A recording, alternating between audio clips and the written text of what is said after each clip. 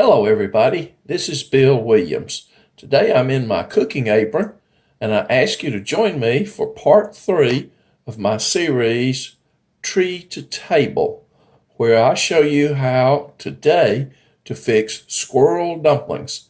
In part 1 and parts 2 I showed you how to clean the squirrel and to cut it up and prepare it for cooking. Now we get to the good part. Squirrel dumplings are delicious. Simple to make, and you will enjoy them. So if you have not ever tried eating squirrel, let me recommend try squirrel dumplings first. You'll be hooked. Okay, coming up next.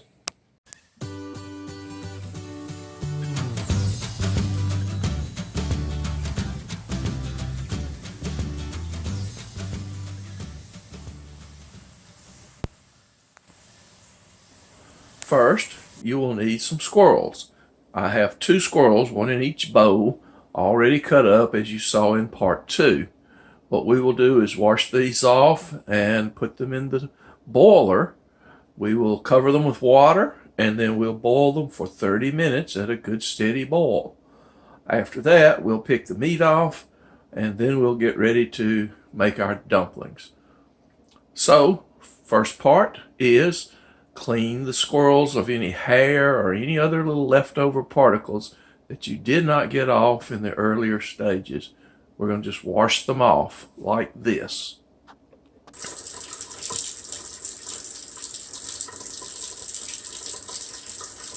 The light may not be too good in here because I'm doing this at night, so I apologize for that. Just do your best to clean them off. Be sure they're in good shape before you put them in the pot.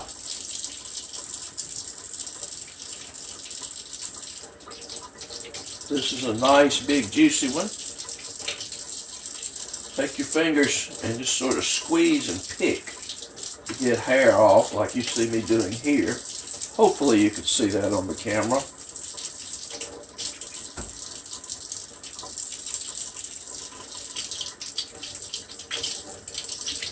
I have previously removed all the glands and any other tendons and parts that does not make for good eating. This squirrel has been frozen, so there's a big chunk of ice in here. Just hadn't quite thawed out. Get it out of the freezer and it's still got some of that. Just work it off. You'll see little pieces of hair like that. Just pick them off with your fingers. It really doesn't take long to get one ready to cook because we did the bulk of the work in parts 1 and part 2 of the video. And if you see a little freezer burn, you can always discard a piece. I think one of these may have had a little bit on it. I'm going to cook it, and if the meat's not edible because of freezer burn, then I'll just pick those pieces off before we put them in the final dumpling pot. Alright, let me do squirrel number 2 and I'll be back with you. Once you have gotten the squirrels clean, cover them with water as you see here, and then it's simply put them on the stove, bring it to a boil, boil it for 30 minutes, and then take it off. You want to keep a good steady boil going. I'm not going to put 30 minutes of video up here for you to watch squirrels boil. It's kind of like watching paint dry, not too much to see there. But I'll be back with you when the boiling project is over. When the boiling process is done, let it cool a little bit in the boiler and then fish them out as you see here, piece by piece, and allow them to cool off to where you can handle them barehanded. What we're going to do next is pick off the meat from the bones. And as you notice, you get a good many pieces. You get 6 per squirrel, so you've got 12 pieces here. And it's going to work out to a fair amount of meat. You'll see. What you'll have left is some squirrel broth in the pot, as you see there. All you have to do is simply Put your dumplings in that water and put the meat back in the water and keep on cooking. But if you want dumplings that taste more like chicken and dumplings, you can discard the squirrel dumpling broth, the squirrel broth, and use chicken broth instead. Picking the squirrel meat off the bone is a pretty simple process. We'll do a couple of pieces. I won't put the whole pile on camera for you. I'll just do some here to show you how it's done, and then I'll do the rest of it. Get back with you when that's over. You want to do it while it's still soft. If you put it in a refrigerator or just let it sit around for a while, then the meat is going to get tougher, I guess you'd say. It's just going to kind of solidify a little bit and not be as easy to pull off the bone. Now, there are sharp little bones in squirrel, as you see here, sticking out of cut off legs and just other places. So you do want to be careful. You will have to use your fingernails or some kind of a little small knife. I just use my fingernails. It works pretty good to get down and get all the little giblets. And do try to do that, because you're going to waste a lot of meat if you don't get between the bones like that and pull that off. You want to get to clean bone, just like what you see here. But to do so, you've got to actually dig into it and pull. And of course, like any meat of any animal, it's fairly well attached to the bone, so you have to put out a little horsepower to get that bone clean. Don't feed these bones to your dogs or cats.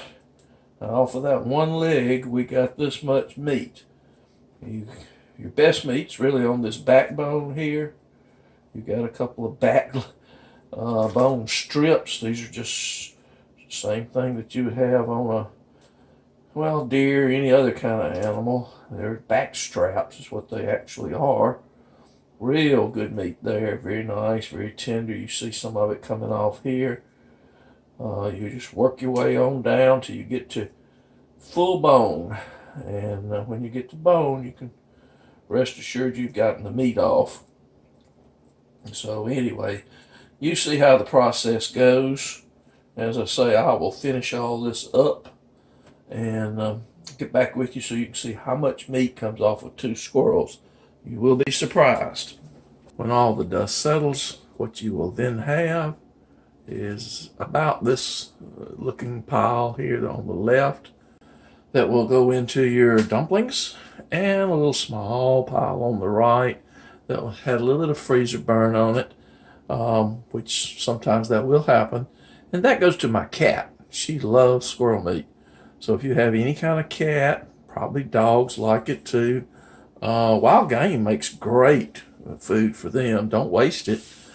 Up to the top left here, you will have the bones. They should not be fed to animals. They are very sharp, some of them, and will lodge in the throats. So as you see, you get a pretty good quantity of meat. When we make the dumplings, this will easily serve 3 or 4 people, depending on, well, I would say 3 is probably for the pot that I will make, but you can always put more dumplings in and maybe a little more broth. So anyway, we'll do the dumpling part next. Okay, everyone. In the first half of this video, we prepared the squirrel, and it's now time to make the dumplings. The squirrel, I think I prepared it a day or so ago, and we're going to do the dumpling part next, but we will have some cooking on the stove, which unfortunately is behind me, and my camera stand is set up to where I've got it focused like I need, so you're just going to kind of have to imagine a little bit of what we're doing here. But I'll show you this first part. As far as just watching a pot boil on the stove, I don't think that'll create any problems for anybody. But anyway, first thing we're going to do is put the squirrel in the pot. The boiling water pot is over here temporarily off of the stove. And you'll see the squirrel You may want to chop the squirrel up a little more than what I have. Some of the pieces are a little bit big, so if you want to chop it, just take your knife and do a little more chopping on it. Get it however you want it to be. It's not really hard to do. And I like it in fairly good sized chunks, but some of you may prefer it some other way. You might hear a bone now and then. Squirrel does have some little bones, so when you do eat this, take a little bit of care. You could get a leftover bone or piece of bone in your mouth. Alright, so we got the squirrel ready. And as you see, that's the meat out of 2 squirrels, which is a good bit of meat. It will be plenty for a couple servings, 2 or 3 servings of the squirrel dumplings. Just take it, put it into the boiling water, and it's going to be boiling for a little while to kind of help flavor the broth. I didn't have a lot of chicken broth to work with, which is usually the base that I put in, but didn't have that tonight. I did have a leftover chicken thigh, so what we're going to do is throw the bones in there with it to help give it some flavor as it boils. And we might have a bite or 2 of chicken left on this thigh, not really much, but we'll put whatever I work off of it here, we'll put that in there too. So this won't be 100% squirrel dumplings, but there's not really, as you see, not really much chicken that's going in it. All this bone's going to do is just give us some chicken broth flavor going in the pot. Okay, that's all we've got to do for a while. We'll be making the dumplings to go in and cook. But meanwhile, for probably 15-20 minutes or so, we'll just put this on a good rolling boil and let that work into some better broth. Here we go. Making your broth, you also need to use a little seasoning in the broth. I will be using salt and pepper, plenty of pepper.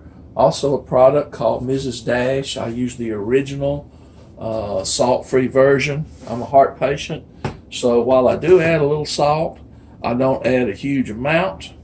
And I will flavor a little more than what Ms. Dash puts in her recipe with a little bit of garlic powder, a little oregano, and a good ingredient, rosemary. The rosemary really works well with the chicken type, squirrel type meats, the light meats like that. So I'm gonna go ahead and add those to the pot. We don't measure anything. My grandmother taught me to cook without measuring, so I measure nothing. Just put it in. Use a proper amount that you think you would like. I do go heavy on the pepper because any wild game meats tend to do better with heavy pepper. So don't skimp on that part. Here we go. Most of you probably already know how to make dumplings, and you may have your favorite recipe, but in the event that you don't, we'll run through it real quick as to how I make them. First, I get out my canister. As you see, this is a free canister given away by Kroger, and get all-purpose flour. That's what you need. By the way, there's no sense in buying a canister. This worked fine for me. I'm a single guy. I don't have to have anything pretty in my house, so I don't. It's cheap, doesn't cost anything. It keeps the flour sack in there and just keeps the flour from getting out on the cabinet.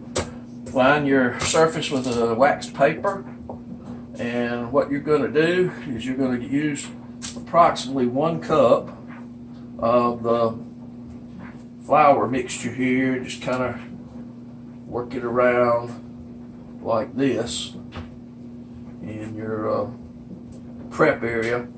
You'll need that as we roll all this stuff out. You might not need a full cup, but anyway, you can use your own judgment as to how much of it you really need. You will need a small bowl just to mix in.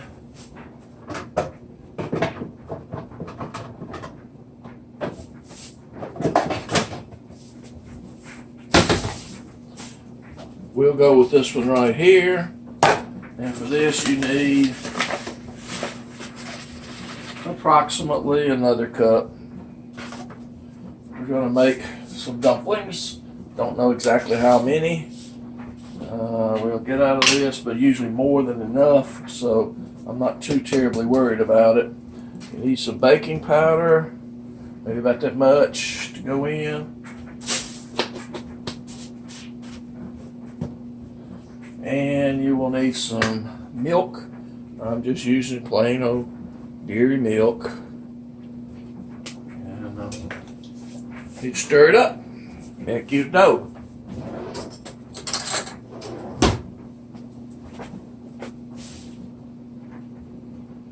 Keep an eye on your dumplings, be sure that the water's boiling good and working good.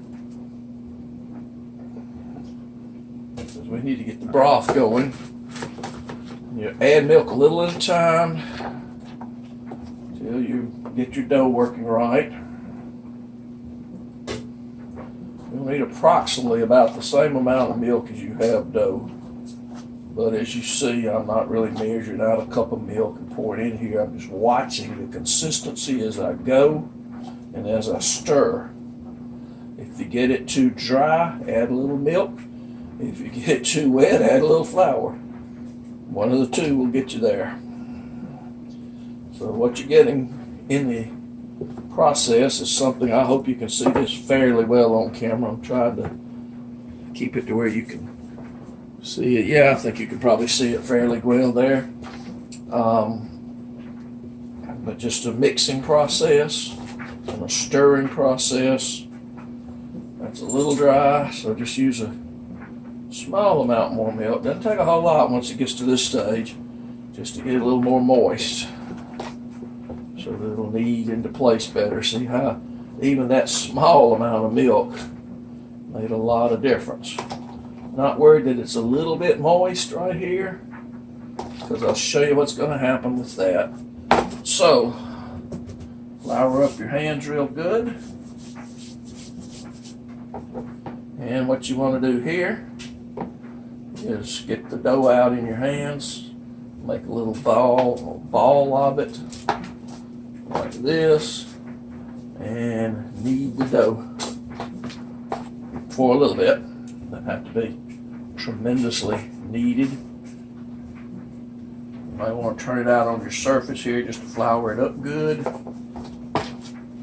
Be sure your hands have plenty of flour on them, otherwise it'll just get sticky on you. And it won't really help you a whole lot.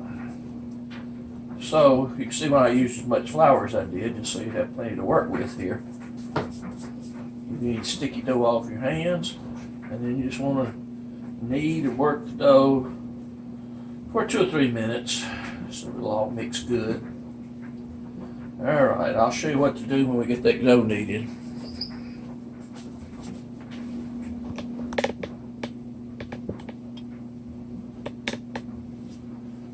Okay, once the dough has been kneaded for 3 or 4, maybe 5 minutes and makes a good, nice, firm ball, then it's time to roll it out and make our actual dumplings.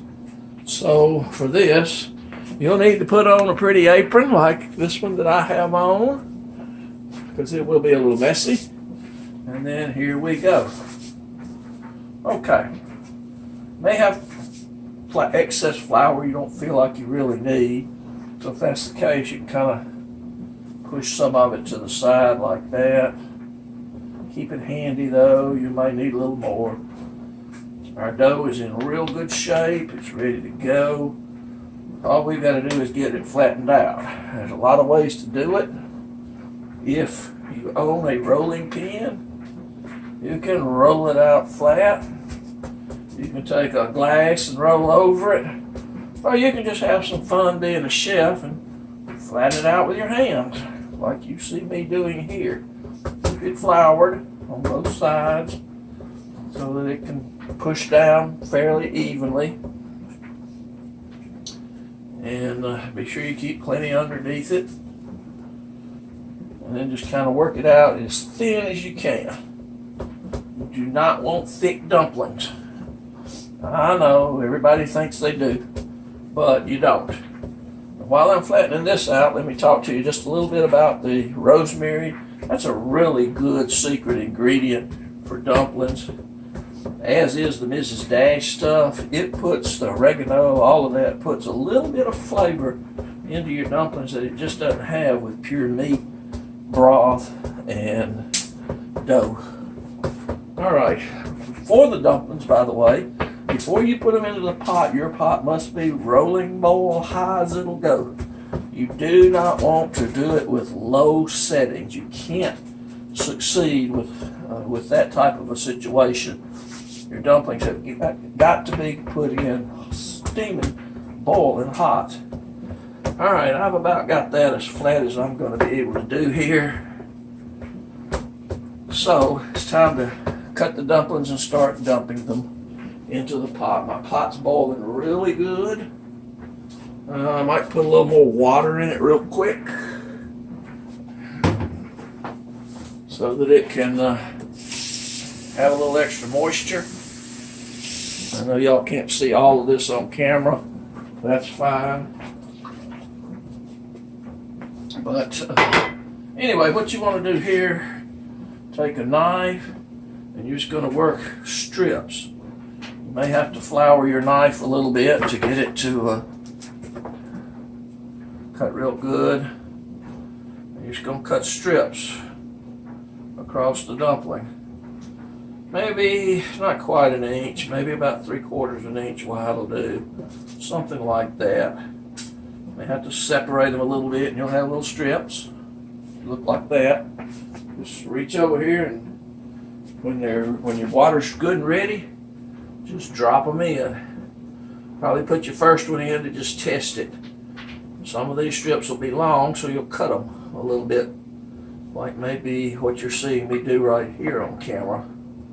Cut them in a couple of different pieces, something like that.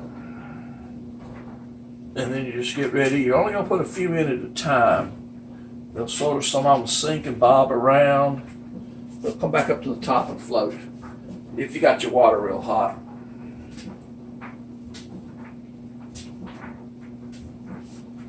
When I got all these in, I'll give you a shot so you can see. I apologize to you for my stove being on the back side behind me. I just can't swing the camera backwards and forwards over and over again. So we'll just do one section, one part of this at a time. That's fair enough. And just cut the strips, put them in the pot. I'm going to finish doing that and I'll be back with you.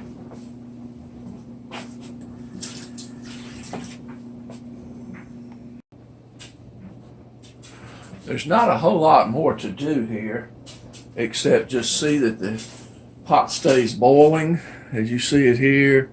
Keep it stirred from time to time. And what we're going to do then is just put a lid on it and let it work for, may take a couple hours. Chicken and dumplings or squirrel and dumplings or anything in dumplings takes a little time for the dumplings to cook. The flour on the dumplings will thicken the mixture a little bit, and if you need more, you can always add more flour to it to thicken it up some. But truthfully, when you first cook this stuff, it's never as thick as it will be if you let it sit, maybe even put it in the refrigerator and then reheat it. It's wonderful as a leftover. So anyway, we'll keep watching the heat here till we get it down to the right point. Keep it boiling right, and then as I say, we'll just leave it. Later on in the last 15 or 20 minutes or so, we'll taste test it and see what it might need in terms of any additional seasonings. But that's how you fix squirrel dumplings. And ladies and gentlemen, we have reached a point where we are done. If you look in here, you will see this pot's been cooking for about 1 hour and 45 minutes, and the dumplings are squirrel dumplings are ready to go. Let's stir it up a little bit here so you can get a good look at it. Kind of see they thickened up real good. You can see a lot of seasonings in there. That's what gives you a lot of flavor. Real good comfort food. Some nice looking dumplings. We'll get that chicken bone out of there so it'll be better. But anyway, let's put it in a dish, let it cool off a little bit, and get going. Ladies and gentlemen, there's our finished product. It's time to eat. Thanks for watching the video. Please feel free to leave your comments or questions below, and I'll try to answer them. Also, keep an eye out. I will be putting out my Trahan Creek cookbook soon, and this and other recipes for wild game are in it. So, thanks for watching. Please rate and subscribe.